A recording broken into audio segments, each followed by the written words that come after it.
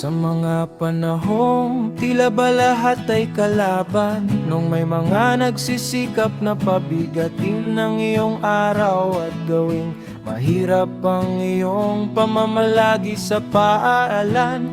Ngunit sa huli, napagtanto nilang hindi ka nila kayang talunin.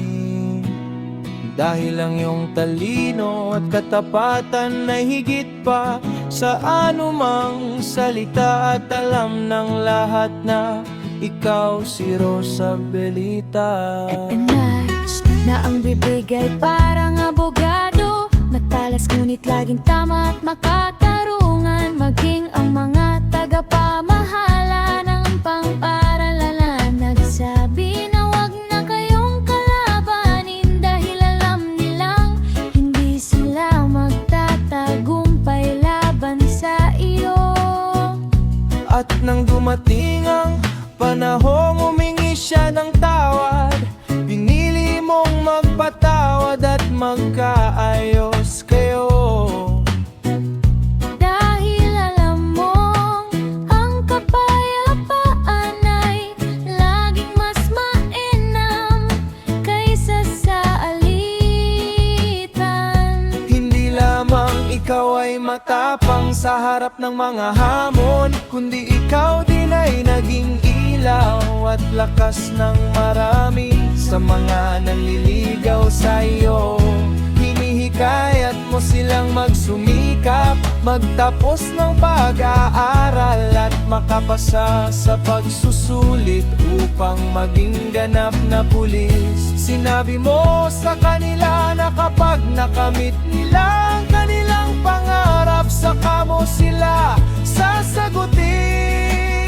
At dahil sa iyong Panghihikayat at suporta, marami sa kanila ang nagtagumpay, nagpasa, naging pulis at ngayon ay nagpapasalamat sa iyo. dahil kung hindi, dahil sa iyong panghihikayat at paniniwala sa kanila, hindi nila maaabot ang kung nasaan sila ngayon.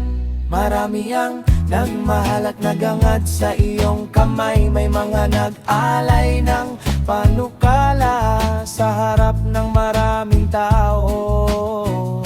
Ngunit hindi mo tinanggap dahil alam mong hindi pa iyon ang tamang panahon. Ayaw mong magsisi sa huli. Ang hinahanap mo ay hindi ang mayaman o tanyag, kundi ang taong simple lamang. May takot sa Diyos at marunong gumalang.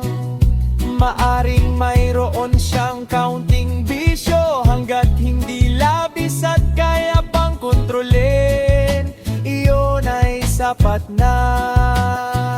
Dahil ang tunay na pag-ibig ay hindi nakabatay sa kayamanan, kundi sa kabutihan ng puso. At sa wakas, dumating na ang taong itinagda para sa'yo, ang iyong kasintahan ngayon na hindi lamang nagbibigay ng pagmamahal, kundi pati na rin ng gabay at paalala na laging sinasabi sa'yo na huwag kalimutang manalangin bago matulog.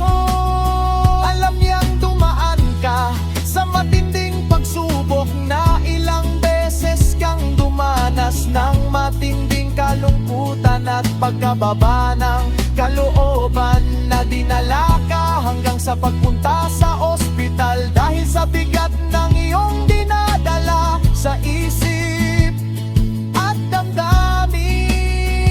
Ngunit sa kabila ng lahat ng iyon, nanatili kang matatag, at ngayon ay nariyan siya.